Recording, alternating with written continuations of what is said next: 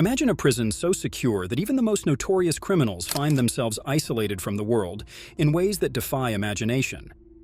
But is this extreme isolation truly justice? Or does it delve into the realms of cruelty? What goes on within those impenetrable walls that makes it worse than death? Join us as we unveil the shocking truths that make El Chapo's Supermax prison a realm darker than you could ever imagine.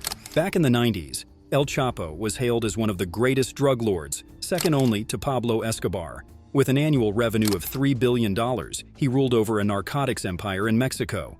Starting as a co-founder of the Guadalajara cartel, he eventually formed his own notorious organization, the Sinaloa cartel.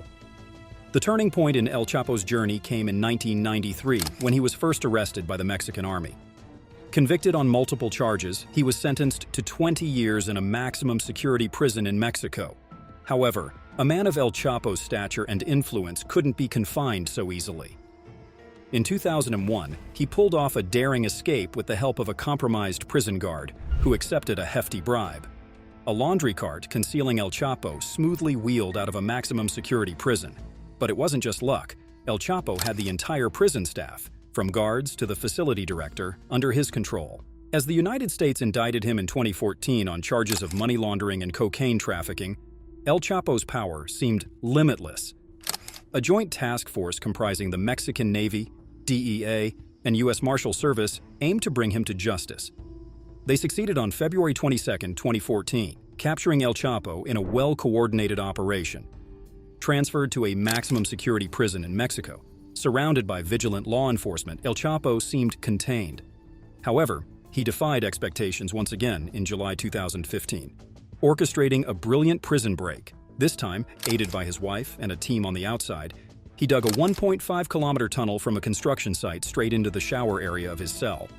As he burrowed his way to freedom in 2015, authorities discovered a meticulously crafted tunnel equipped with artificial light, air ducts, and high-quality construction materials.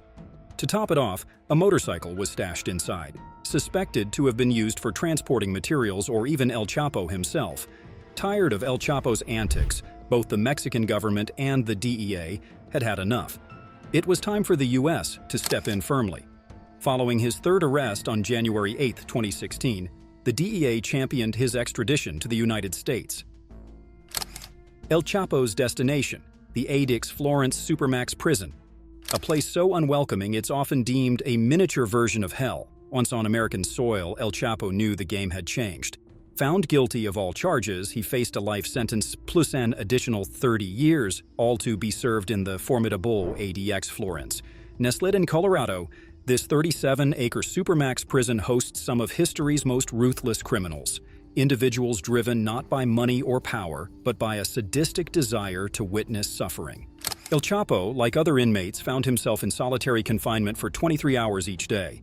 That solitary hour of freedom, granted outside, offers no solace. No interaction with fellow inmates is permitted. Inmates, El Chapo included, are left alone with their thoughts. A harrowing experience according to past inmates. Imagine being enclosed for almost an entire day, unable to talk, text, or even shout to anyone.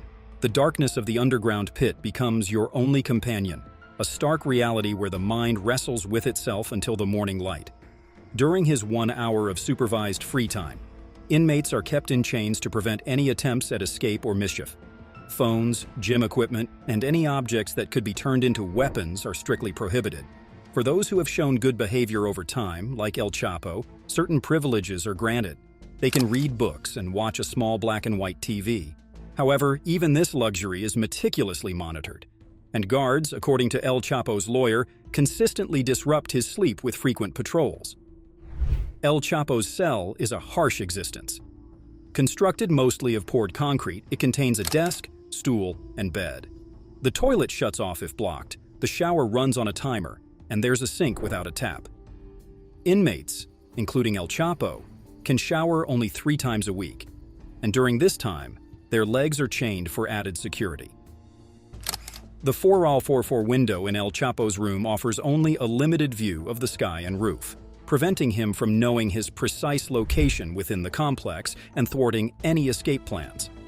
Exercise is limited to a concrete pit, resembling an empty swimming pool, designed to disorientate inmates about their location. The pit is just large enough for a few steps in either a straight line or a circle. Food is delivered within a 15-minute window, closely monitored by a prison guard armed with a loaded rifle, ready to shoot at any sign of trouble.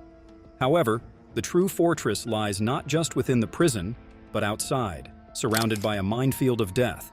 External areas boast motion detectors, cameras, and 1,400 remote-controlled steel doors. Officers in the control center maintain a vigilant 24-hour watch, capable of activating a panic button to seal every door instantly if an escape attempt is suspected. The perimeter is fortified with pressure pads and a 12-foot razor wire fence patrolled by heavily armed officers. These measures, both inside and out, leave no room for doubt.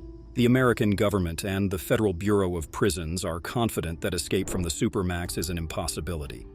The prison's vicinity boasts Fort Carson, a small town home to the formidable 4th Infantry Division, the 10th Special Forces Group, numerous combat vehicles, and 74 combat choppers. Breaking El Chapo out of this fortress would require 2 battalions of soldiers. However, the strict security measures at ADX Florence have sparked controversy. Many human rights activists argue that the conditions are excessively harsh, overlooking the fact that even criminals are human beings. What these activists fail to grasp is that ADX Florence wasn't designed for every criminal. It emerged in response to the brutal stabbings of correctional officers at the United States Penitentiary.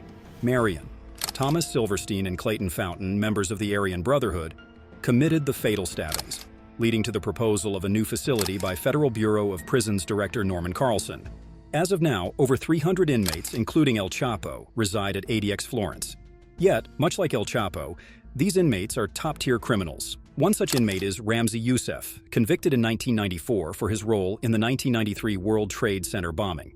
Youssef also planned Project Bojinka, a foiled plot by al-Qaeda to bomb 12 planes in a 48-hour period. Another notable inmate is the Underwear Bomber, a Nigerian national and al-Qaeda operative who attempted to blow up Northwest Airlines Flight 253 in 2009. He earned his name as the bomb was sewn into his underwear. El Chapo's own cousin, Alfredo El Mochomo Beltran Leyva, is also held at ADX Florence. Alfredo was a business partner of El Chapo's and led the Beltran Leyva organization in Sinaloa, Mexico. El Chapo's cousin, Alfredo El Mochomo Beltran Leyva, was a key player in shipping cocaine and methamphetamine between the U.S., Mexico, and South America.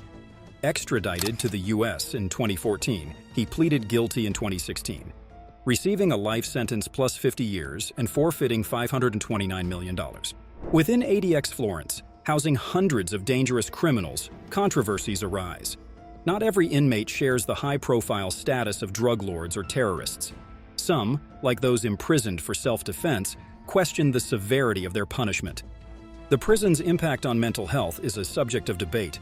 Since its opening in 1995, 8 inmates have committed suicide, leading to a 2012 lawsuit alleging chronic abuse and inadequate mental health care. Despite the Bureau of Prisons' assertion of providing re-entry programming, special administrative measures in Unit H, where El Chapo resides, restrict communication. El Chapo's lawyer and wife seek changes, but the likelihood of his appeal's success is slim. If he maintains good behavior, a transfer to a lesser prison may happen in a few years. Regardless, the stark reality remains. There's no conceivable escape for El Chapo from the fortress of ADX Florence.